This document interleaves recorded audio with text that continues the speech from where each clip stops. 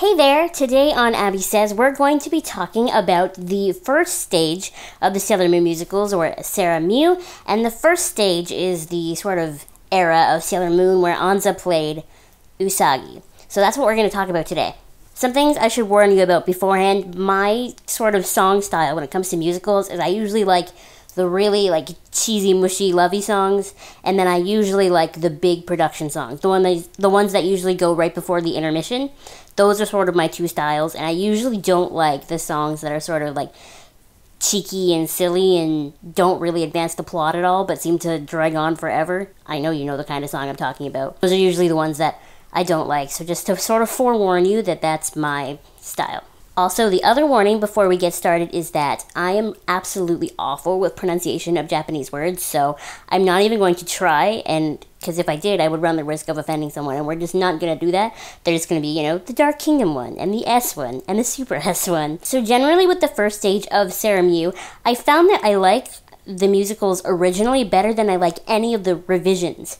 Just found that the revisions took out a lot of little things that I really liked and thought were really fun for the story in that particular musical. So with the first musical, I had to give it credit because it is the very first Sailor Moon musical ever. So they probably didn't have a lot of budget or all the stuff that they have now especially.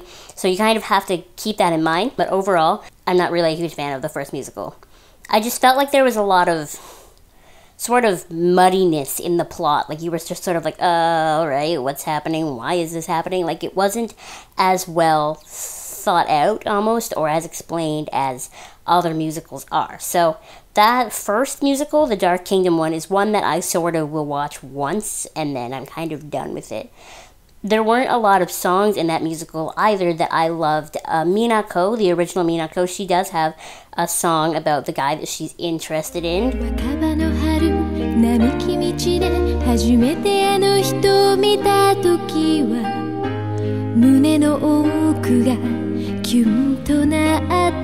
I think it's really cute, and it really shows off the actress's voice.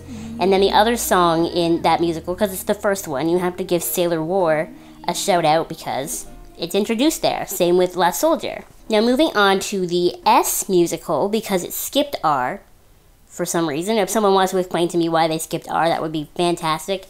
I think skipping R was probably not a good idea because the S musical introduces Chibiusa you're just supposed to know who she is already. So I feel like if you are a fan of the musicals and you don't follow the anime, you're sort of lost with Chibiusa. She just kind of appears one day. As far as the S musical is concerned, I found that one interesting because Professor Tomo is there, but Hotaru is not in this musical. 90% of the storyline in S is supposed to be about Hotaru and that struggle with her and Mistress Nine and Sailor Saturn, and it just wasn't there. However, what happens later with Hotaru, I think it works better this way without her, because this way we get to sort of see more about Kaori Knight and Professor Tomo. What I don't like about this musical is that they took out the Witches 5 and put these other guys in. I can't even remember their name or what they call themselves or anything about them because I really didn't like them. I thought they were kind of dumb. I'm sorry. But they did bring us one really important thing about the Sailor Moon musicals, and that is Tuxedo Mission. Tuxedo Mission, cosmos kara takusarete, mystic passion. Even though it is in a musical that I really don't like, it's an iconic Sailor Moon song because it is so Mamoru in every way. Someday we have to get all the great Mamorus from ever together and they have to sing that song and it'll be fantastic. So that's my one credit towards this musical is Tuxedo Mission, but other than that, it's another one that I will watch once and then I'm kind of done.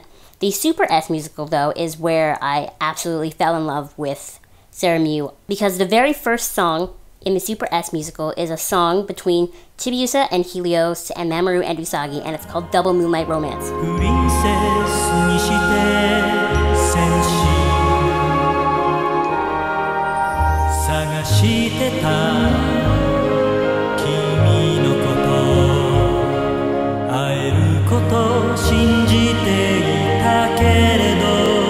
I think this song is so cute and so pretty, and it is one of my favorite songs just of all time. Removed from the musicals, just favorite songs of all time. A lot of people think how this musical chose to do Pegasus is silly, but I think, especially considering the time and the sort of technology that they had then, I think making the flashing lights and the screens Pegasus is much better than anything else they could have done, because it kept that element of like magical prettiness that Super S had without making it like ridiculous. Imagine if they just put a guy in a horse costume. That would have been the other option, and that would have been atrocious. Another one of my favorite songs from this musical is Triple Dreams, which is the one right before the intermission, and that is, again, one of the big songs that incorporates little musical motifs from other songs from that musical, and sort of it's this big right before the intermission. Musically, it's really cool because all the harmonies are everywhere, and it's, you know, all these interlacing songs.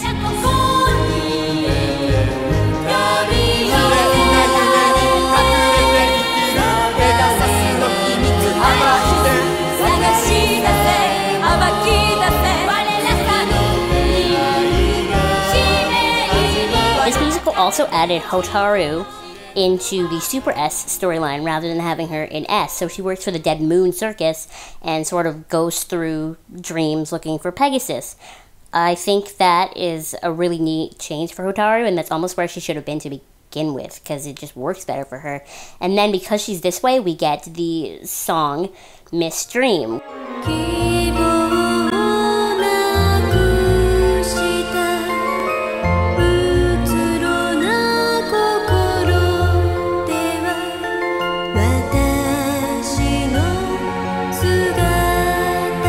Her little like lullaby almost about how her whole life is just about living in dreams. And it's a really pretty song, and it fits Hotaru really well. So in short, I would say that the Super S musical is one of my favorite things ever. Although I'm not as big of a fan of the revision of that musical as I am of the original. So I know that the revision has that element which is really cool, that it adds Sailor Saturn, but there's too many musical changes that I don't like. One of the biggest ones being Double Moonlight Romance is like my favorite song, right? And they add the Inner Senshi to Double Moonlight Romance, and I just personally don't feel like the Inner Senshi have a place in Double Moonlight Romance. Are they part of either of the Double Moonlight Romances? Not really. Why are you here? The next musical is the first of two Sailor Stars musicals. My favorite song in this musical is Lonely Distance, and that is Usagi singing about how much she misses Mamoru.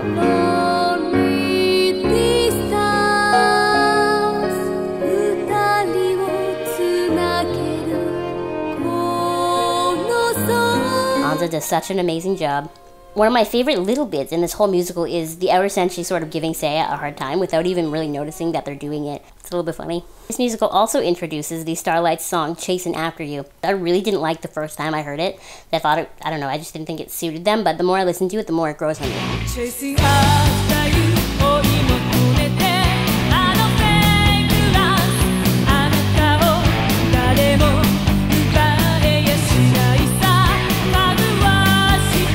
Now, the last musical in the first stage is Eternal Legend, and Eternal Legend is, I would say, the most important musical in the first stage. You need to see this one, even if it's the only one you see, because it kind of goes away from canon a little bit and is more fun, I would say, because we get to see Queen Beryl and Galexia. This is another one of those ones where the original is a gajillion times better than the revision. If you watch the last day performance, there's a lot of little ad-libs and stuff that make the revision cute and fun to watch, but overall I don't like the revision as much because it took out a lot of the Haruka and Michiru stuff. I liked it in the original version of Eternal Legend. Haruka and Michiru sort of had this foreshadowing death scene thing, and that was something I really liked. Another thing that they took out of Eternal Legend in the revision is that sort of Zoisite and Amy love thing. They totally took it out, which I was actually heartbroken about, because Amy and Zoisite sing this song in the original version of Eternal Legend, and it's cute and silly, but also that guy has an amazing voice. He just belts it, and it's amazing. Like, I listen to it like this.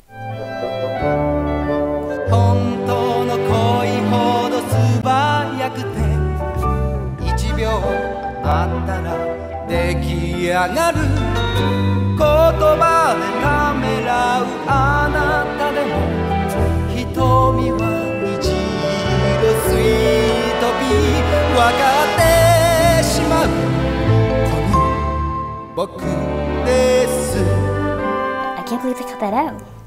I mentioned before that Sailor Saturn comes in the Super S revision, but I didn't like that musical, so I just kind of disregard that as a whole.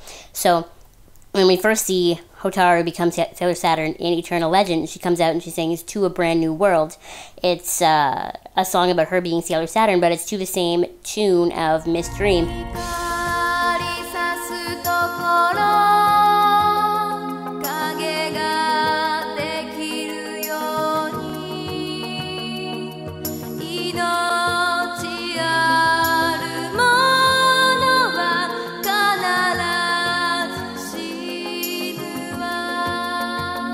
And I remember when I first saw that, I like freaked out. It's sort of her musical theme that she carries on, and it's amazing. She sings it really well.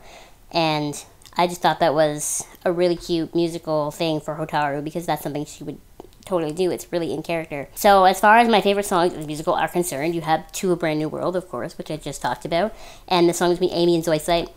And then the last song from this musical that I love, like listen to a million times on loop, love, is called I Miss You.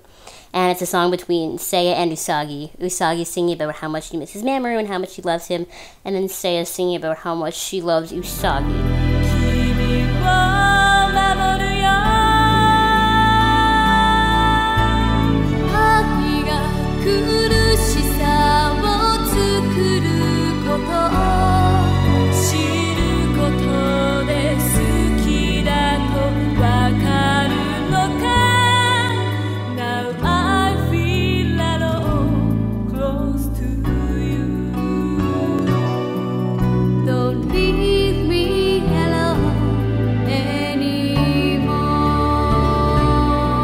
Even if you don't like Seiya, it's gonna make you feel bad for Seiya. It's heartbreaking. So if you like this video and you agree, or you want to talk about it, or whatever, literally anything on the planet ever, you can comment below and like this video and subscribe to me on YouTube and talk to me on Tumblr, exosailormars.tumblr.com, and I will see you guys next week. Bye!